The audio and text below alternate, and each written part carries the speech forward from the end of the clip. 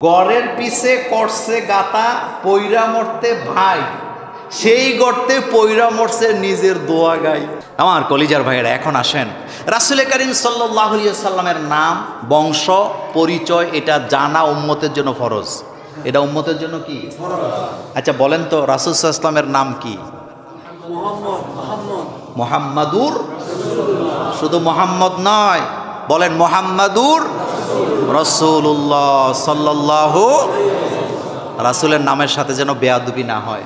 ইদানিং কিছু শায়েখ বেরিয়েছে, হাদিস বলতে যাইয়া অথবা মিম্বরে বসে উনি রাসূল সাল্লাল্লাহু আলাইহি ওয়াসাল্লামের নামটা রাসূলুল্লাহ বলতে চায় না, কয় মুহাম্মদ ইবনে আব্দুল্লাহ। মুহাম্মদ ইবনে আব্দুল্লাহ রাসূলের নাম, এতে কোনো সন্দেহ নাই। কিন্তু আপনি যখন বয়ান করতেছেন কোরআন হাদিসের, আল্লাহ রাসূলের নাম শুধু মুহাম্মদ ইবনে আব্দুল্লাহ বললে হক আদায় হবে না।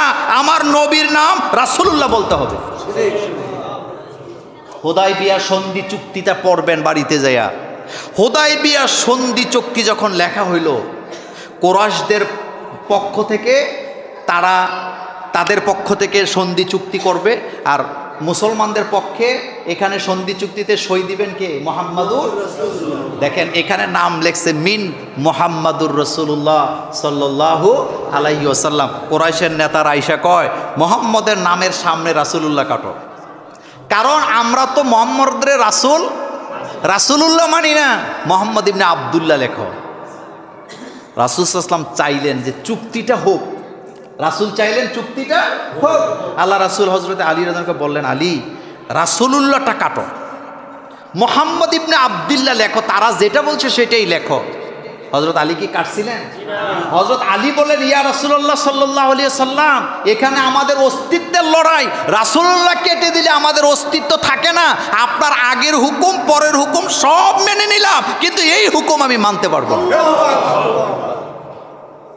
এই জন্য যখন রাসূলের নাম নিবেন মুহাম্মাদুর রাসূলুল্লাহ সাল্লাল্লাহু আলাইহি ওয়াসাল্লাম বলতে যেন ভুলে না যায়। তার নাম হচ্ছে মুহাম্মদ সাল্লাল্লাহু আলাইহি ওয়াসাল্লাম। উপনাম হলো আবুল কাসেম। কি? আমাদের দেশে আগের দিনের মুরব্বীরা সন্তানের নামে পরিচয় হইতো, অমুকের বাপ অমুকের মা। এখন ফ্যাশন বাইর হইছে, আগের দিনের মুরব্বী মহিলারা তার স্বামীকে ডাক দিত অমুকের বাপ বলে, যেটা হযরতে খাদিজা রাদিয়াল্লাহু তাআলা আনহা রাসূলুল্লাহ সাল্লাল্লাহু আলাইহি ওয়াসাল্লামকে ডাকতেন আবুল কাসেম বলে। আর আমাদের দেশের মহিলারা এখন নাম ধরে ধরে ডাকে। কি ধরে ডাকে? কথা কন না কেন? কথা কন না কেন? আবার ইদানিং কিছু ফতুয়াজ বাইরেছে, সমস্যা নেই নাম ধরে ডাকলে। স্বামী স্ত্রীদের জন্য কতটা উপরের জিনিস এই আলোচনা বহুবার করছে। রাসূল বললেন আল্লাহ ছাড়া কাউকে সেজদা দেওয়া যায় না। যদি দেওয়া যাইতো, একটা জাতি শুধুমাত্র নারীদেরকে বলতাম তারা যেন স্বামীদেরকে সেজদা দিয়ে পড়ে থাকে। নাম ধরে ডাক দেয়, ওমক এদিকে আসো তো।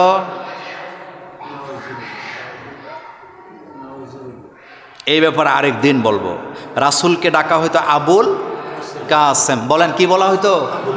রাসূলের বড় সন্তানের নামে রাসূলের পরিচয় আবুল কাসেম।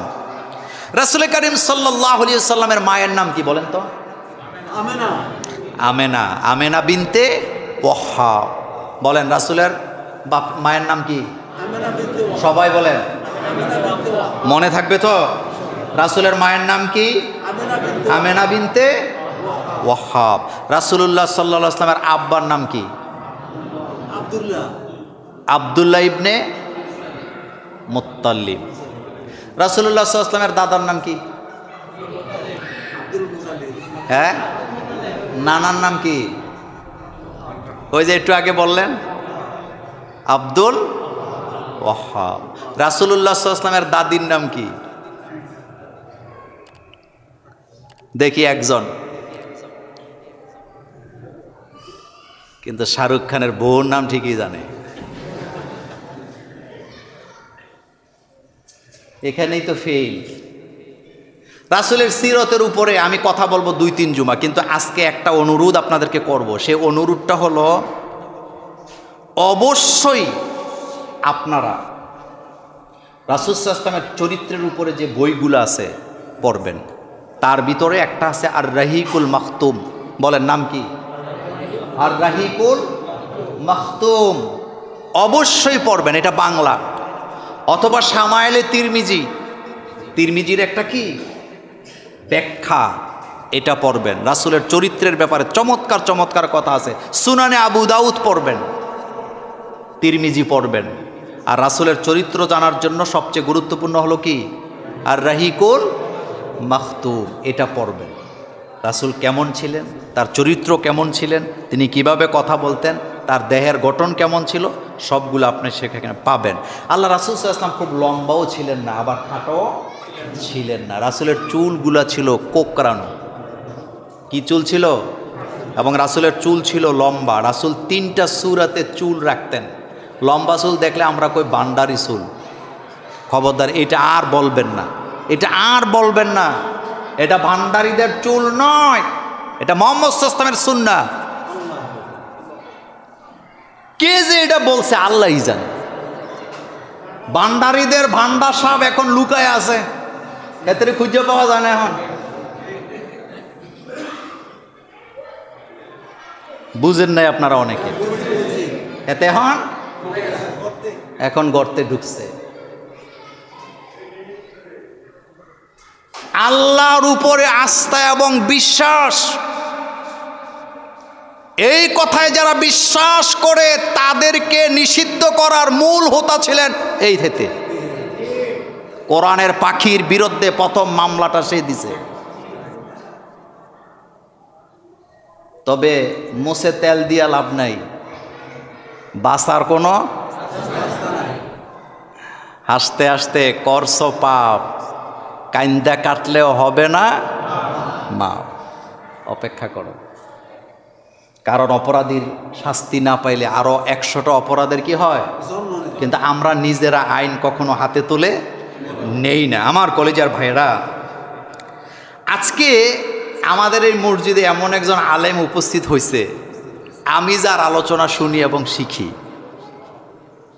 কুমিল্লা শহরের সবচেয়ে গুরুত্বপূর্ণ একটা মসজিদ, সেই মসজিদের খতিব আমাদের প্রিয় মাওলানা হাবিব আল ফরিদি, তিনি এখানে উপস্থিত আছেন। তার সামনে কথা বলতে যাই আমার কেমন কেমন লাগে।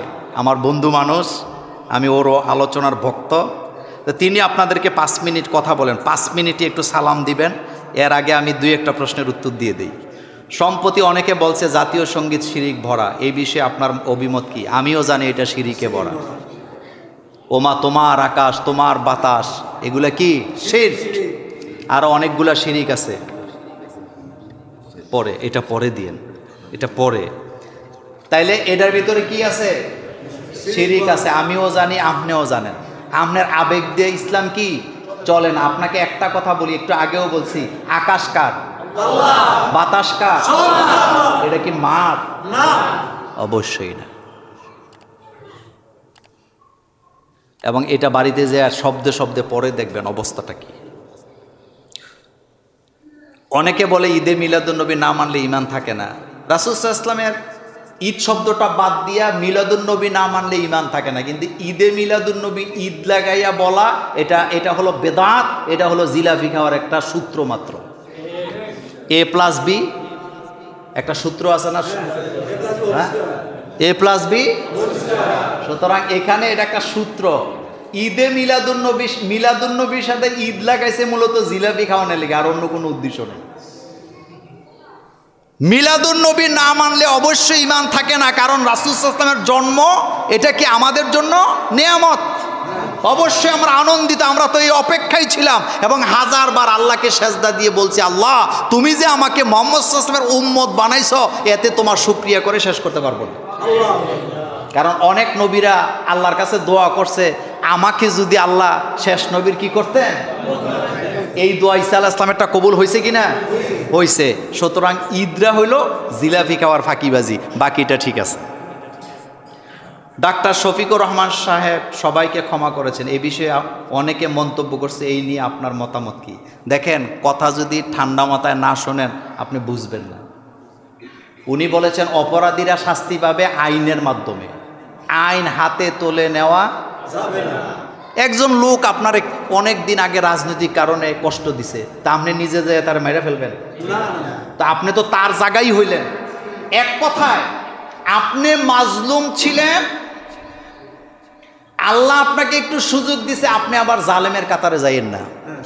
আপনার উপরে যারা জুলুম করছে তাদেরকে শাস্তি দিবে কে? আর আইনে হবে।